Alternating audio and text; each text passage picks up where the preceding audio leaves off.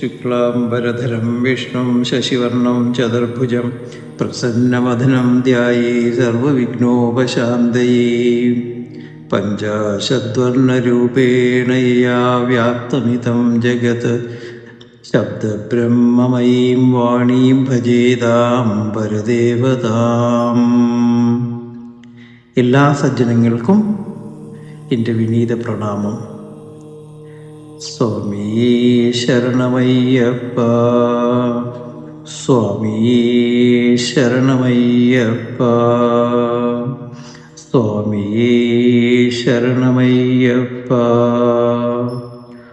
ഓം നമോ ഭഗവതേ ഭൂതനാഥായ, ഓം നമോ ഭഗവതേ ഭൂതനാഥായ, ഓം നമോ ഭഗവതേ ഭൂതനാഥായ.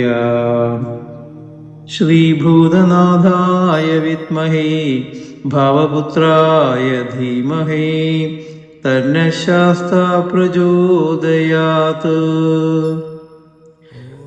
ഓം നമസ്തേ സർവശക്തായ നിത്യായ പരമാത്മനെ പുരുഷായാദിബീജായ പരേശായ നമോ നമഃ. തസ്മൈ നമോ ഭഗവതേ നിർവാണസുഖദായിനേ സർവപാപഹരായ ആര്യദാതായ ആനന്ദമൂർത്തയേ ഭൂരികാരുണ്യയുക്തായ നിത്യായ പരമാത്മനെ ക്ഷേത്രജ്ഞായ നമസ്തുഭ്യം സർവാധാരായ സാക്ഷിണേ ആനന്ദരൂപിണം ശാന്തം ഘോരസംസാരതാരകം സൃഷ്ടിസ്ഥിത്യന്തരൂപം തം ശാസ്താരം പ്രണതോസ്മ്യഹം. നവപരായ ഗോപ്ത്രേസ്തു താരകബ്രഹ്മരൂപിണി ആദ്യദാതായ ആര്യദാതായ ദേവായ ഭൂതനാഥായ തേ നമഃ. ശ്രീഭൂതനാഥായ നമഃ, ശ്രീഭൂതനാഥായ നമഃ, ശ്രീഭൂതനാഥായ നമഃ. നമസ്തേ. നമ്മൾ കഴിഞ്ഞ കുറേ ദിവസങ്ങളായിട്ട് ഹരിവരാസന കീർത്തനത്തിലെ 6 ശ്ലോകങ്ങളാണ് വിചാരം ചെയ്തത്. ഇന്ന് നമുക്ക് ഹരിവരാസന കീർത്തനത്തിലെ 7ാമത്തെ ശ്ലോകത്തെക്കുറിച്ച് ഒന്ന് ചിന്തിക്കാം. ആ 7ാമത്തെ ശ്ലോകം ഇങ്ങനെയാണ്: കളമൃദുസ്മിതം സുന്ദരാനനം കളഭകോമളം ഗാത്രമോഹനം കളഭകേസരീ വാജിവാഹനം ഹരിഹരാത്മജം ദേവമാശ്രയേ. കളമൃദുസ്മിതം സുന്ദരാനനം കളഭകോമളം ഗാത്രമോഹനം കളഭകേസരീ വാജിവാഹനം ഹരിഹരാത്മജം ദേവമാശ്രയേ. നമ്മൾ എല്ലാ പ്രാവശ്യവും പറയുന്നത് പോലെ ഭഗവാന്റെ ഗുണകർമ്മ വിശേഷങ്ങളാണ് ഓരോ പദങ്ങളും പറയുന്നത്. അപ്പം ഇതിൽ ഹരിഹരാത്മജം ദേവമാശ്രയേ എല്ലാ ശ്ലോകങ്ങളിലെയും 4ാമത്തെ വരി ഇതുതന്നെയാണ്. നമ്മുടെ ഈ ശ്ലോകത്തിലെ ശ്ലോകം 7 ആദ്യ പദം കളമൃദുസ്മിതം എന്നതാണ്. കളമൃദുസ്മിതം സുന്ദരാനനം കളഭകോമളം ഗാത്രമോഹനം കളഭകേസരി വാജിവാഹനം ഹരിഹരാത്മജം ദേവമാശ്രയേ. കളമൃദുസ്മിതം എന്ന പദത്തിൽ കള എന്നത് മനോഹരം എന്നർത്ഥം. മൃദുസ്മിതം നമുക്കെല്ലാം അറിയാം, ചെറുപുഞ്ചിരി. അങ്ങനെ കളമൃദുസ്മിതം എന്ന് പറയുമ്പോൾ സുന്ദരമായ ചെറുപുഞ്ചിരിയോടുകൂടിയവൻ എന്നർത്ഥം. കളമൃദുസ്മിതം സുന്ദരാനനം എന്ന് ഈ 2 പദങ്ങളും കൂടെ ചേർത്തെടുത്താൽ സൗന്ദര്യം നിറഞ്ഞു തുളുമ്പുന്ന മുഖത്ത് മനോഹരമായ ചെറുപുഞ്ചിരിയോടുകൂടിയിരിക്കുന്നവൻ എന്നർത്ഥം. കാരണം സുന്ദരാനനം എന്ന വാക്കിന് മനോഹരമായ മുഖം, സൗന്ദര്യം നിറഞ്ഞു തുളുമ്പുന്ന മുഖം എന്നാണ് അർത്ഥം വരുന്നത്. അങ്ങനെ രണ്ട് പദങ്ങളും കൂടെ ചേരുമ്പോൾ സൗന്ദര്യം നിറഞ്ഞു തുളുമ്പുന്ന മുഖത്ത് മനോഹരമായ ചെറുപുഞ്ചിരിയോടുകൂടിയിരിക്കുന്നവൻ എന്നർത്ഥം. നമ്മൾ പിന്നീട് ഈ സുന്ദരാനനം എന്ന പദം നമ്മൾ ശ്ലോകം 4 വളരെ വ്യക്തമായി കണ്ടിരുന്നു. ആ ശ്ലോകം 4 തുരകവാഹനം സുന്ദരാനനം വരഗദായുധം വേദവർണിതം ഗുരുകൃപാകരം കീർത്തനപ്രിയം ഹരിഹരാത്മജം ദേവമാശ്രീ എന്ന 4ാമത്തെ ശ്ലോകത്തിലും ആദ്യത്തെ വരി എന്ന് പറയുന്നത് തുരകവാഹനം സുന്ദരാനനം എന്നതായിരുന്നു. അത് നമ്മൾ കണ്ട സമയത്ത് പറഞ്ഞിരുന്നു, സുന്ദരാനനം എന്ന് പറഞ്ഞാൽ ബ്രഹ്മചൈതന്യം നിറഞ്ഞു നിൽക്കുന്ന ഒരു സ്വരൂപത്തിന് മാത്രമേ ഇത്രയും സൗന്ദര്യം ഉണ്ടാകുവാൻ പറ്റൂ എന്നും, അങ്ങനെ അത്രയും ചൈതന്യം നിറഞ്ഞു നിൽക്കുന്നതും സുന്ദരമായ മുഖമുള്ളവരുമായതുകൊണ്ടാണ് ധർമ്മശാസ്താവിനെ അയ്യപ്പസ്വാമിയെ കാണാൻ നമ്മൾ വീണ്ടും വീണ്ടും ശബരിമലയിലേക്ക് എത്തുന്നത് എന്നും നമ്മൾ കണ്ടു. അടുത്തത് കളഭകോമളം ഗാത്രമോഹനം, അതാണ് അടുത്ത വരി വരുന്നത്. കളഭകോമളം ഗാത്രമോഹനം, അതാണ് ആ വരി മൊത്തത്തിൽ നമ്മൾ കരുതുമ്പോൾ വരുന്നത്. ഇതിൽ ഈ കളഭം നമുക്കെല്ലാം അറിയാം, ചന്ദനം, അകില്, ഗുൽഗുലു, മാഞ്ചി, കുങ്കുമം, കൊട്ടം, ഇരുവേലി, രാമച്ചൊക്കെ ഇങ്ങനെ 8 സുഗന്ധദ്രവ്യങ്ങൾ, അഷ്ടസുഗന്ധദ്രവ്യങ്ങൾ ചേർന്ന ഒരു കൂട്ടിനെയാണ് നമ്മൾ ഈ കളഭക്കൂട്ട് എന്ന് പറയുന്നത്. ദേവന്മാർക്കൊക്കെ വളരെ പ്രിയമാണ് ഈ കളഭക്കൂട്ട് എന്ന് പറയാറുണ്ട്. അപ്പം ഇങ്ങനെ ഈ സുഗന്ധദ്രവ്യങ്ങളെല്ലാം അടങ്ങിയ കൂട്ടിനെ ചാർത്തുന്നതിനെയാണ് നമ്മൾ കളഭച്ചാർത്ത് എന്ന് പറയുന്നത്. അപ്പോൾ ഇങ്ങനെയുള്ള കളഭം ചാർത്തി മനോഹരമായ വിഗ്രഹത്തോടുകൂടി അല്ലെങ്കിൽ ശരീരത്തോടുകൂടി എന്നവനാണ് കളഭകോമളം ഗാത്രമോഹനം എന്ന് പറയുന്നത് കൊണ്ട് അർത്ഥമാക്കുന്നത്. അപ്പം നമ്മൾ സാധാരണഗതിയിൽ ഇപ്പം ഇവിടെ നമ്മൾ നേരത്തെ ഒരു ശ്ലോകത്തിൽ കണ്ടിരുന്നു, ഭസ്മം പൂശിയ ഭഗവാനെ കുറിച്ച് പറഞ്ഞിരുന്നു. കഴിഞ്ഞ ദിവസം നമ്മൾ ഭസ്മം പൂശിയ ശിവനെ കുറിച്ചാണ് പറഞ്ഞിരുന്നത്. അപ്പം ഈ ഭസ്മം എന്ന് പറയുന്നത് ശൈവമാണ് എന്ന് കരുതുന്നത് പോലെ തന്നെയാണ് കളഭം എന്നത് വൈഷ്ണവമാണ് എന്ന് നമ്മൾ സാധാരണ കരുതാറുണ്ട്. അപ്പോൾ 6ാമത്തെ ശ്ലോകത്തിലാണ് നമ്മൾ ഭൂതിഭൂഷണം എന്ന് പറഞ്ഞ വാക്ക് പരിചയപ്പെട്ടത്. അതിൽ ആ ഭൂതിഭൂഷണം എന്ന് പറഞ്ഞാൽ ഭസ്മം പൂശിയവൻ അല്ലേ, ഭൂഷണമാക്കിയവൻ എന്നർത്ഥം. അതിൽ ധർമ്മശാസ്താവ് ഒരു ശിവസ്വരൂപം തന്നെയാണെന്ന് നമ്മൾ വ്യാഖ്യാനിച്ചു.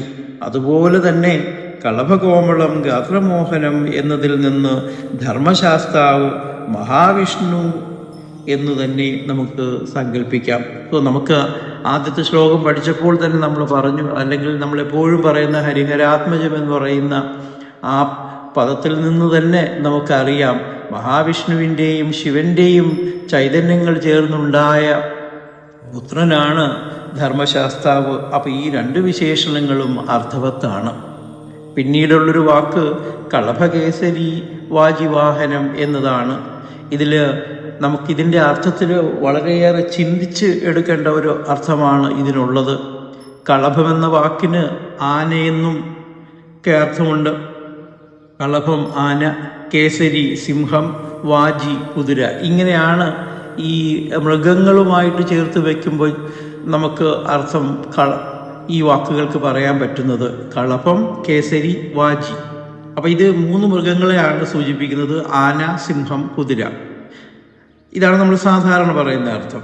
പക്ഷേ ധർമ്മശാസ്താവ് ത്തിൻ്റെ വാഹനം സിംഹമാണെന്നതിന് നമുക്ക് പ്രത്യേകിച്ച് സൂചനകളൊന്നുമില്ല. അപ്പോൾ അതുകൊണ്ട് ഈ സിംഹവാഹകനാണ് ധർമ്മശാസ്താവ് എന്ന് പറയുന്നത് യുക്തിസഹമാകില്ല എന്ന് തോന്നുന്നു. അപ്പോൾ അതുകൊണ്ട് തന്നെയാണ് നമ്മൾ ആദ്യത്തെ വരി നമ്മൾ ഹരിവരാസനം വിശ്വമോഹനം എന്നെടുത്തപ്പോഴും വിശ്വത്തിനെ മോഹിപ്പിക്കുന്നവനും അല്ലെങ്കിൽ വിശ്വമോഹനത്വമുള്ളവനും ദേവേന്ദ്രനാൽ പൂജിക്കപ്പെടുന്നതുമായ ചക്രവർത്തി തുല്യനായി പൊന്നിൻ സിംഹാസനത്തിലിരിക്കുന്ന ഭഗവാൻ എന്നാണ് നമ്മളതിന് അർത്ഥം കണ്ടെത്തിയത്. അപ്പോൾ അവിടെ പൊന്നിൻ സിംഹാസനത്തിലിരിക്കുന്ന ചക്രവർത്തി തുല്യനായ ദേവന്മാരുടെ എല്ലാം ദേവനായ ധർമ്മശാസ്താവ് എന്ന രീതിയിലാണ് നമ്മൾ അർത്ഥം അവിടെയും നമ്മൾ എടുത്തത്. അപ്പോൾ അതുകൊണ്ട് നമ്മളിവിടെ സിംഹം എന്ന് പറയുന്ന വാക്കുമായിട്ട് ചേർത്ത് നമ്മൾ ഇവിടെ എടുക്കുന്നില്ല. കാരണം സിംഹവാഹകൻ എന്നുള്ള അർത്ഥത്തിൽ നമ്മൾ കരുതുന്നില്ല. പിന്നീട് കേസരം എന്നാൽ കുഞ്ചിരോമം എന്നാണ് അർത്ഥം. കുതിരയുടെയൊക്കെ പുറത്തുള്ള കുഞ്ചിരോമം എന്നാണ് നമ്മൾ അർത്ഥമെടുക്കുന്നത്. അപ്പോൾ കേസരി കുഞ്ചിരോമമുള്ളവൻ, കേസരി വാജി എന്നാൽ കുഞ്ചിരോമമുള്ള കുതിര. ഇപ്പം കളഭം എന്നതിന് നമുക്ക് അസ്പഷ്ടവും മനോഹരവുമായ ശബ്ദം എന്ന് ഒരർത്ഥം കൂടെ കളഭത്തിന് പറയാറുണ്ട്. അപ്പോൾ കേസരി വാജി എന്നാൽ കുഞ്ചിരോമമുള്ള കുതിരയെന്നും കളഭമെന്നാൽ അസ്പഷ്ടവും മനോഹരവുമായ ശബ്ദം എന്നും അർത്ഥമെടുത്താൽ കളഭകേസരി വാജി എന്നാൽ ധർമ്മശാസ്താവിൻ്റെ വാഹനം അസ്പഷ്ടവും മനോഹരവുമായ ശബ്ദം പുറപ്പെടുവിക്കുന്ന കുഞ്ചിരോമമുള്ള കുതിരയാണ് എന്ന് അർത്ഥം നമുക്കെടുക്കാം. എനിക്ക് തോന്നുന്നു ഇതായിരിക്കും കൂടുതൽ ഈ ശ്ലോകത്തിൽ, ഈ കീർത്തനത്തിൽ അർത്ഥാവഹം എന്ന് നമുക്ക് തോന്നുന്നു. അപ്പോൾ ഇപ്പം നമ്മൾ പറഞ്ഞു വന്നത് കളഭകേസരി വാജിവാഹനം എന്നതിൽ കളഭകേസരി വാജിവാഹനം എന്നത് നമുക്ക് ധർമ്മശാസ്താവിൻ്റെ വാഹനം അസ്പഷ്ടവും മനോഹരവുമായ ശബ്ദം പുറപ്പെടുവിക്കുന്ന കുഞ്ചിരോമമുള്ള കുതിരയാണ് എന്നെടുക്കാം. പിന്നീട് നമ്മൾ കണ്ട വരി 4-ാമത്തെ വരി ഹരിഹരാത്മജം ദേവമാശ്രയേ എന്നുള്ളതാണ്. അത് നമുക്ക് കൂടുതൽ വിശദമാക്കലിൻ്റെ ആവശ്യമില്ല. ഹരിഹരപുത്രനായ ശിവഭഗവാന്റെയും വിഷ്ണു ഭഗവാന്റെയും സ്വരൂപത്തിൻ്റെ സംയോഗത്താലുണ്ടായ പുത്രനാണ്, ഹരിഹരാത്മജനാണ് ധർമ്മശാസ്താവ് അഥവാ അയ്യപ്പസ്വാമി. അങ്ങനെയുള്ള അയ്യപ്പസ്വാമിയെ ഞാൻ ആശ്രയിക്കുന്നു, ശരണം പ്രാപിക്കുന്നു എന്നാണ് അർത്ഥം. അപ്പം ഇതിന് നമ്മൾ എല്ലാ വരികളും കൂടെ ചേർത്ത് നമ്മൾ ഇതിൻ്റെ ഒറ്റ രൂപത്തിലുള്ള അർത്ഥം, സാമാന്യ അർത്ഥം പറയുകയാണെങ്കിൽ, മനോഹരമായി പുഞ്ചിരിക്കുന്നവനും സുന്ദരമായ മുഖമുള്ളവനും കളഭം ചാർത്തി ആരെയും മോഹിപ്പിക്കുന്ന ശരീരത്തോടു കൂടിയവനും പുഞ്ചിരോമമുള്ള കുതിരയെ വാഹനമാക്കിയവനുമായ ഹരിഹരപുത്രനുമായ ധർമ്മശാസ്താവിനെ അയ്യപ്പസ്വാമിയെ ഞാൻ ശരണം പ്രാപിക്കുന്നു എന്നാണ്. മനോഹരമായി പുഞ്ചിരിക്കുന്നവനും സുന്ദരമായ മുഖമുള്ളവനും കളഭം ചാർത്തിയ ആരെയും മോഹിപ്പിക്കുന്ന ശരീരത്തോടു കൂടിയവനും കുഞ്ചിരോമമുള്ള കുതിരയെ വാഹനമാക്കിയവനുമായ ഹരിഹരപുത്രനുമായ ധർമ്മശാസ്താവിനെ ഞാൻ ശരണം പ്രാപിക്കുന്നു എന്ന് അർത്ഥം. നമ്മൾ സാധാരണ പറയാറുണ്ട്, നമ്മൾ വേദത്തിൽ പറയാറുണ്ട്, പദത്തോടു ചേരുമ്പോൾ അവിടെ അഗ്നിസൂര്യ ശിഖകൾ ഉയരണം. പദത്തോടു ചേരുമ്പോൾ അഗ്നിസൂര്യ ശിഖകൾ ഉയരണം എന്ന് വേദം. അപ്പം ഇത് ഈ ചൊല്ലിനെ അന്വർത്ഥമാക്കുന്ന ഒരു ഗീതകമാണ് ഹരിവരാസനം എന്ന് കഴിഞ്ഞ കുറേ ദിവസങ്ങളായി ഇതിൻ്റെ അർത്ഥതലങ്ങൾ മനസ്സിലാക്കിയപ്പോൾ, അതിൻ്റെ കവിത്വം നമ്മൾ നേരിട്ടറിഞ്ഞപ്പോൾ നമുക്ക് മനസ്സിലാക്കുവാൻ കഴിയും. അപ്പം ഇങ്ങനെയുള്ള ഗീതകങ്ങൾ, ഹരിവരാസന കീർത്തനം പോലെയുള്ള അതിദൈവികമായ അനുഭൂതി തലങ്ങൾ തരുന്ന കീർത്തനങ്ങൾ ആലപിക്കുവാനും ശ്രവണം ചെയ്യുവാനും പഠിക്കുവാനുമൊക്കെ വീണ്ടും വീണ്ടും അയ്യപ്പസ്വാമിയുടെ അനുഗ്രഹമുണ്ടാകട്ടെ എന്ന് നമുക്ക് പ്രാർത്ഥിക്കാം. സ്വാമിയേ ശരണമയ്യപ്പ, സ്വാമിയേ ശരണമയ്യപ്പ, സ്വാമിയേ ശരണമയ്യപ്പ. എല്ലാവർക്കും എൻ്റെ പ്രണാമം. ബാക്കി ശ്ലോകങ്ങൾ നമുക്ക് അടുത്ത ദിവസം ശ്രവിക്കാം. ലോക സമസ്ത സുഖിനോ ഭവന്തു.